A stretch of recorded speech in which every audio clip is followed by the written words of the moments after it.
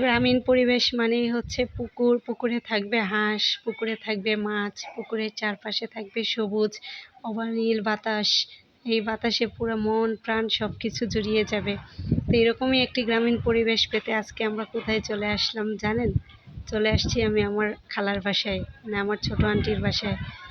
তো এসে আমরা যেহেতু বলে আসিনি, সেহেতু দেখেন বাসায় দরজা আটকে আন্টি যেন কোথায় চলে গিয়েছিল। এখন আন্টিকে খবর দেওয়া হয়েছে। আর এই পাশ দিয়ে আমি এখানে যেহেতু অনেক গরম ছিল, তাই একটু বাতাস পাওয়ার আশায়, একটু ঠান্ডা হওয়ার আশায় ওনাদের পুকুরের পাশে দাঁড়িয়েছি।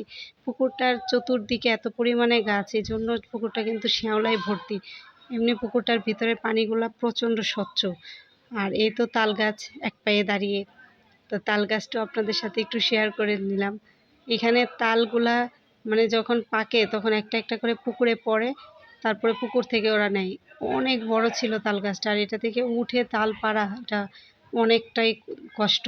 এজন্য পাকার পরে যখন পুকুরে পড়ে তখন ওরা এই তালগুলো আসলে খেতে পারে। এটা হচ্ছে তাদের বাসার মসজিদ। এই জিনিসটাই সবচেয়ে বেশি ভালো লাগে, যে ঘুম ভাঙে আজানের শব্দে, আবার ঘুমাতেও যায় আজানের পরে, নামাজ পড়ে আলহামদুলিল্লাহ।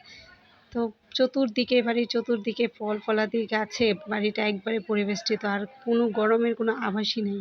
চতুর্দিকে যতই তাপদাহ থাকুক না কেন, ওনাদের বাসায় কিন্তু প্রচুর পরিমাণে বাতাস থাকে। আর আমরা এদিকে ঘুরছি আর একটু একটু করে ভিডিও আপনাদের সাথে শেয়ার করছি। এত পরিমাণে লেবু হয়েছে গাছটাতে, দেখেন আমি কিছু কিছু দেখাতে পারছি। আর এদিক দিয়ে আমার ছেলের সুবাদে যা হয়, ঘরে ঢুকতেই পারিনি।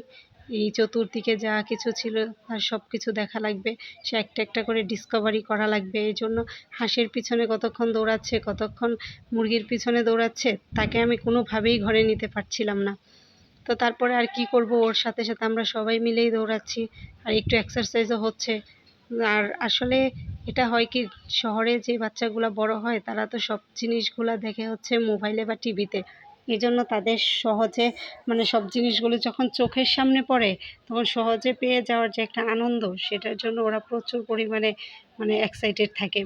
ছাগল গরু এগুলা গ্রামের বাচ্চাদের কাছে যতটাই নর্মাল, কিন্তু ওদের কাছে এই জিনিসগুলো মনে হয় যে অন্যরকম একটা ফিলিংস এনে দেয়। তো দুইটা ছাগলের বাচ্চা ওইদিকে গেল, তো একটা এখানে দাঁড়িয়েছিল। আমি ওইটাকেও দিয়ে দিলাম যে একটু যাক, একসাথে মজা করছে, মজা করুক, বাবু একটু দেখুক ধরুক। তো আর একটা জিনিস আপনাদের সাথে শেয়ার করছি, এটা হচ্ছে সজনে ডাঁটা, মানে আমরা যেটা আঞ্চলিক ভাষায় সাজনা বলি। এটা দিয়ে আসলে অনেক মজার মজার তরকারি হয়, শুটকি দিয়ে হয়, মাছ দিয়ে হয়, ডাল দিয়ে হয়। আর আসছি তো বিনা দাওয়াতে আসছি, তারপরেও কি খেলাম সেটা শেয়ার করব না তা তো হতে পারে না।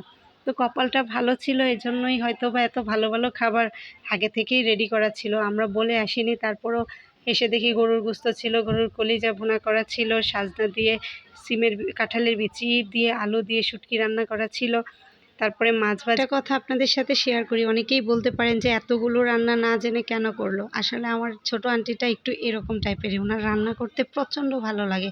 উনি সব সময় এভাবে অনেক রান্না বান্না করে। আগে এই রান্নাগুলো করা ছিল, আর রান্নাগুলো অনেক ভালো লাগছিল। আর ঠান্ডা ঠান্ডা ওয়েদার থাকাতে একটু খাওয়াও গিয়েছিল, অনেক পেট ভরেই খেয়েছি মাসাল্লাহ।